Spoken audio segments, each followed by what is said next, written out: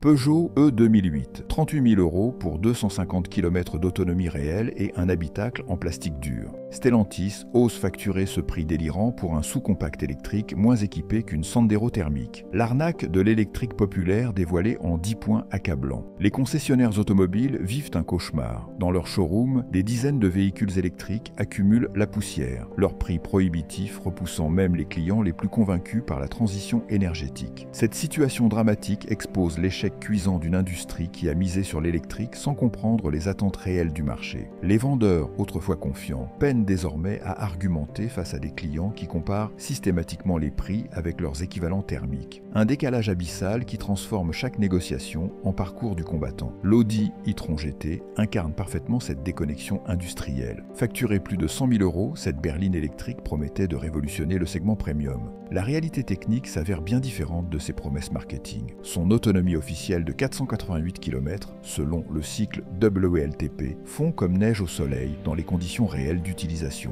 Les propriétaires découvrent avec amertume qu'ils peuvent espérer parcourir 350 km dans le meilleur des cas. Et cette distance chute dramatiquement à 280 km en hiver. Cette différence considérable entre les annonces et la pratique souligne les limites actuelles de la technologie électrique premium. Les coûts d'entretien de l'e-tron GT atteignent des sommets vertigineux qui défient toute logique économique. Changer les plaquettes de frein coûte 1 200 €, soit 3 fois plus qu'une berline thermique équivalente de même standing. Le système de refroidissement de la batterie nécessite une révision tous les 30 000 km pour 800 €, une maintenance spécialisée qui grève lourdement le budget des propriétaires. Ces tarifs astronomiques s'expliquent par la complexité technique du véhicule et la formation spécialisée requise pour les techniciens, mais ils rendent l'expérience propriétaire particulièrement douloureuse financièrement. La dépréciation de l'e-tron GT atteint des niveaux catastrophiques qui inquiètent profondément les acheteurs potentiels. Un modèle acheté 110 000 € en janvier 2023 ne vaut plus que 66 000 € aujourd'hui, soit une perte de 40% en moins de 2 ans. Cette chute libre décourage les acheteurs potentiels qui craignent de voir leur investissement s'évaporer. Les experts en évaluation automobile peinent à établir des barèmes fiables, tant la technologie évolue rapidement et tant l'incertitude règne sur la longévité des composants électroniques. Le BMW AX suscite des réactions mitigées depuis son lancement controversé. Son design polarisant, avec cette calandre surdimensionnée qui rompt avec l'esthétique traditionnelle de la marque, divise profondément la clientèle traditionnelle de la marque bavaroise. Mais le véritable problème réside dans sa fiabilité électronique défaillante qui transforme l'expérience utilisateur en cauchemar permanent. Les témoignages affluent concernant des pannes récurrentes du système d'infodivertissement, des écrans qui se figent sans raison apparente et des mises à jour logicielles qui créent plus de problèmes qu'elles n'en résolvent. L'interface de l'iX transforme chaque trajet en parcours du combattant technologique. Les commandes tactiles remplacent la plupart des boutons physiques, obligeant le conducteur à naviguer dans des menus complexes pour ajuster la climatisation ou changer de station radio. Cette ergonomie catastrophique va à l'encontre de l'ADN BMW, réputé pour la simplicité et l'efficacité de ses interfaces. Les conducteurs âgés, fidèles historiques de la marque, se retrouvent complètement perdus face à cette débauche technologique qui privilégie l'effet de mode à l'utilisabilité pratique. Les temps d'attente pour les réparations de l'iX atteignent des records qui exaspèrent la clientèle premium habituée à un service irréprochable. Les concessionnaires manquent cruellement de techniciens formés sur cette technologie complexe, et les pièces détachées spécifiques tardent à arriver depuis l'Allemagne. Cette situation crée des délais d'immobilisation qui peuvent s'étendre sur plusieurs mois pour réparer un problème électronique majeur, transformant ce véhicule premium en source de frustration permanente pour des clients qui ont payé le prix fort. Mercedes a complètement raté son pari avec le QS, cette berline électrique qui devait incarner l'excellence technologique de la marque à l'étoile. L'ergonomie, pilier historique de Mercedes depuis des décennies, s'effondre sous le poids des écrans omniprésents. L'hyperscreen de 56 pouces qui traverse tout le tableau de bord impressionne au premier regard lors des présentations en concession, mais expose rapidement ses défauts majeurs en utilisation quotidienne. Les reflets rendent la lecture difficile en pleine journée, et la navigation dans les menus devient un véritable cauchemar pour les conducteurs moins technophiles qui représentent une part importante de la clientèle Mercedes traditionnelle. La qualité d'assemblage de l'EQS déçoit également les propriétaires habitués aux standards d'excellence de la marque allemande. Les plastiques du tableau de bord semblent bon marché comparés à ceux d'une classe S thermique et les ajustements entre les éléments manquent de la précision légendaire Mercedes. Cette dégradation qualitative s'explique par la pression exercée sur les équipes de développement pour respecter des délais serrés imposés par la transition électrique forcée, au détriment du savoir-faire traditionnel de la marque.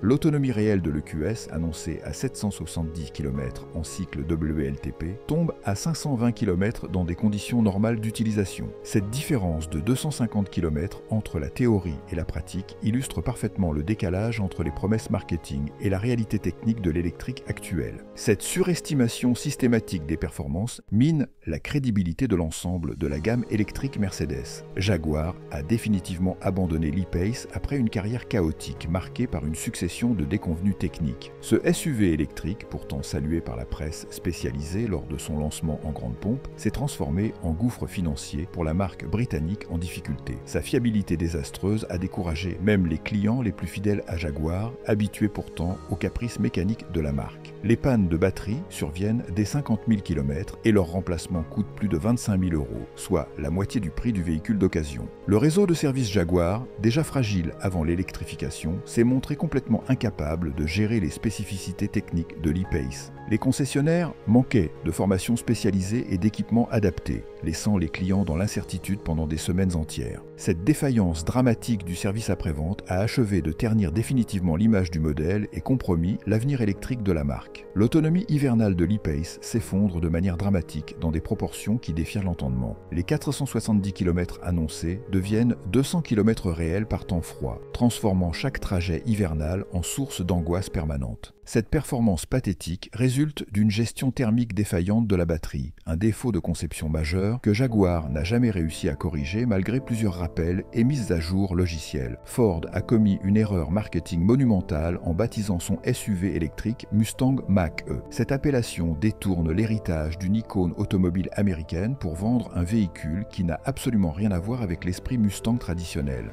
Les puristes de la marque ont massivement boudé le modèle, tandis que les nouveaux clients restent méfiants face à cette appropriation culturelle douteuse qui brouille l'identité de la gamme Ford. La qualité Ford européenne se ressent cruellement sur le Mach-E avec des défauts d'assemblage qui rappellent les heures sombres de la marque. Les plastiques intérieurs semblent fragiles et bon marché. Les ajustements manquent de précision et les bruits de caisse apparaissent prématurément dès les premiers milliers de kilomètres. Cette dégradation qualitative contraste dramatiquement avec les standards élevés des constructeurs premium concurrents sur le segment électrique. Les mises à jour logicielles du Mach-E créent régulièrement de nouveaux dysfonctionnements qui exaspèrent les propriétaires. Ford déploie ses correctifs sans test suffisant, transformant chaque mise à jour nocturne en véritable loterie pour les propriétaires. Certains se retrouvent avec des fonctionnalités désactivées ou des performances dégradées après une simple mise à jour automatique, créant une méfiance généralisée envers le système. Volkswagen espérait frapper fort avec l'ID4, mais ce SUV électrique accumule les déceptions techniques et ergonomiques. Son interface utilisateur, basée sur des commandes tactiles omniprésentes, exaspère les conducteurs habitués aux boutons physiques traditionnels de la marque allemande. Régler la température ou changer de station radio nécessite plusieurs manipulations dans des menus peu intuitifs, détournant dangereusement l'attention de la conduite et compromettant la sécurité. Les rappels en cascade de l'ID.4 exposent des défauts de conception majeurs qui minent la réputation de fiabilité Volkswagen. Problèmes de logiciel de gestion de batterie, défaillance du système de freinage régénératif, dysfonction de l'éclairage, la liste s'allonge régulièrement. Ces rappels répétés minent la confiance des acheteurs potentiels et compliquent considérablement la tâche des concessionnaires qui peinent à rassurer leur clientèle. Hyundai traverse une crise majeure avec l'Ioniq 5 qui ternit durablement son image sur le marché électrique. Les incendies spontanés de batterie ont conduit à des rappels massifs touchant plus de 80 000 véhicules dans le monde. Ces incidents graves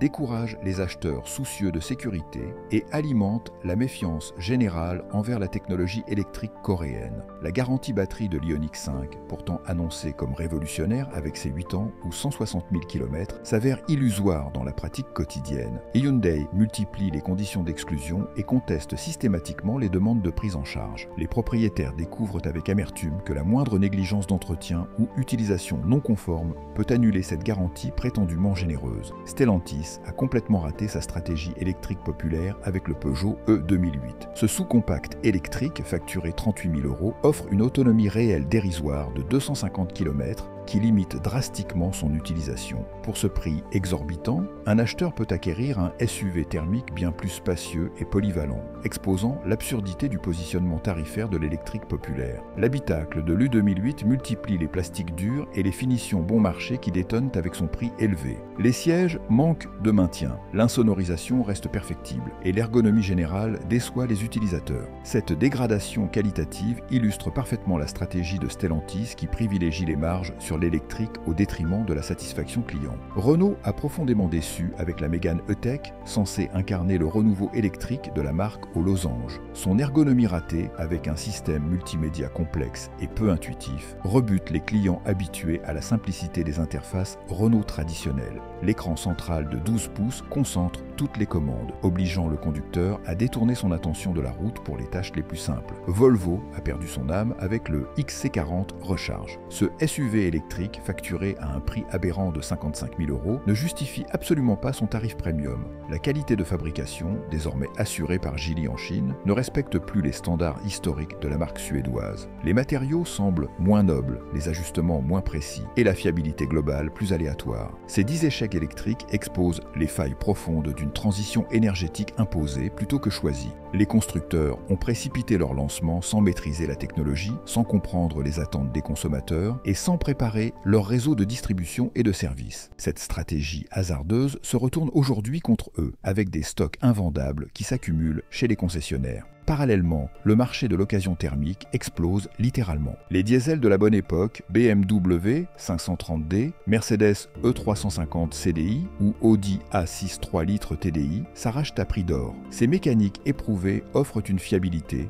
une polyvalence et une autonomie que l'électrique actuel ne peut égaler. Cette revalorisation du thermique d'occasion illustre parfaitement l'échec de la stratégie électrique forcée. Face à cette débâcle commerciale, certains constructeurs commencent discrètement à faire marche arrière. Ils rallongent la durée de vie de leurs moteurs thermiques, repoussent leurs échéances électriques et investissent massivement dans l'hybride comme solution de transition. Une stratégie qu'ils auraient dû adopter dès le départ, au lieu de céder à la pression politique et médiatique. Cette crise des électriques invendables marque peut-être un tournant décisif. Elle démontre que les consommateurs ne sont pas dupes et qu'on ne peut pas leur imposer une technologie immature par la force. Le marché automobile, comme tous les marchés, obéit à ses propres règles et ces règles viennent de rappeler brutalement l'industrie à la réalité économique.